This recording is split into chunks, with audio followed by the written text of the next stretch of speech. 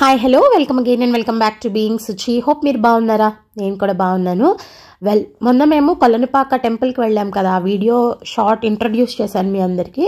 దాని గురించి నాకు తెలిసింది నేను మీతో షేర్ చేసుకోబోతున్నాను. హోప్ మీరు పల్లవి ఛానల్లో చూసి ఉంటారు, బట్ ఇంకా నేనేమైనా యాడ్ చేయగలనేమో అని ఈ వీడియో నేను మీతో షేర్ చేస్తున్నాను.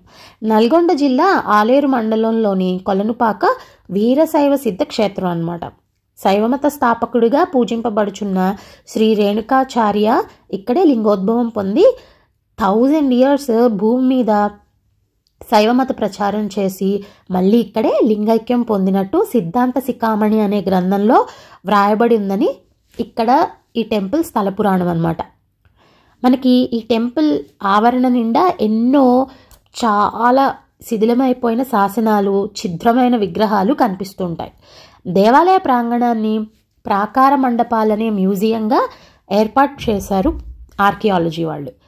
ఇది క్రీస్తు శకం 1070 నుంచి 1126 మధ్య నిర్మాణం జరిగినట్లు తెలుస్తోంది.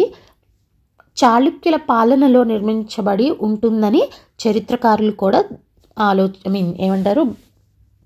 అప్డేట్ చేశారనమాట. యాక్చువల్గా కొల్లనుపాక దక్షిణ కాశీ, బింబావతి పట్నం, పంచకోశ నగరంగా పిలిచేవారట. దీనినే కొల్యపాక, కొల్లిపాక ఇలా రకరకాలుగా పిలిచేవాళ్ళు. ఫైనల్గా ఇప్పుడైతే కొల్లనుపాక, కుల్పాక్గా వ్యవహరిస్తున్నారు.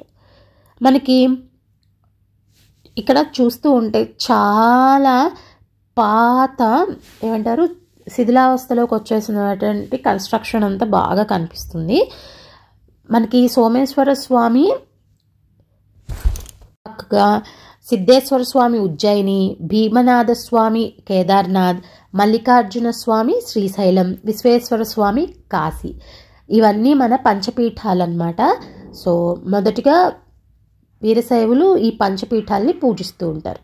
సో ఇక్కడికి మీకు ఎప్పుడైనా ఆప్షన్ దొరికితే తప్పకుండా ట్రై చేసి వెళ్ళండి. గూగుల్ మ్యాప్స్లో ఈజీగా ఉంది. మ్యూజియం కూడా ఉంటుంది ఇక్కడ. నెక్స్ట్ వీడియోలో చూపిస్తాను.